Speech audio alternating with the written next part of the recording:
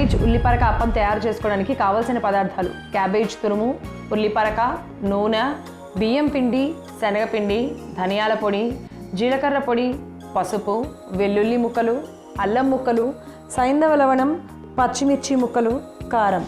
Cabbage ఉల్లిపరక appam తయారు చేసుకునే విధానం: ముందుగా ఒక మిక్సింగ్ బౌల్ తీసుకొని అందులో 1 కప్పు క్యాబేజ్ తురుము, 1 కప్పు ఉల్లిపరక, 1 చెంచా అల్లం ముక్కలు, 1 చెంచా వెల్లుల్లి ముక్కలు, పావు చెంచా పసుపు, పచ్చిమిర్చి ముక్కలు, 1/2 కప్పు శనగపిండి, 1/2 కప్పు బియ్యం పిండి, రుచికి సరిపడా సైంధవ లవణం, 1 చెంచా ధనియాల పొడి, 1 చెంచా జీలకర్ర పొడి, 1/2 చెంచా కారము, సరిపడా నీళ్లు పోసి బాగా కలుపుకొని పక్కన పెట్టుకోవాలి. ఇప్పుడు స్టవ్ వెలిగించి పాన్ పెట్టుకొని 2 చెంచాల నూనె వేసి వేడి చేసుకోవాలి. నూనె వేడయ్యాక కలుపుకున్న పిండి మిశ్రమాన్ని పాన్ మీద అప్పంలా ఒత్తుకొని మధ్యలో చిన్న చిన్న రంధ్రంలాగా చేసుకొని 2 వైపులా తిప్పుకుంటూ కాల్చుకొని సర్వింగ్ ప్లేట్లోకి తీసుకుంటే రక్తహీనత నుండి వచ్చే సమస్యలను తగ్గించి క్యాబేజీ ఉల్లిపరక అప్పం రెడీ.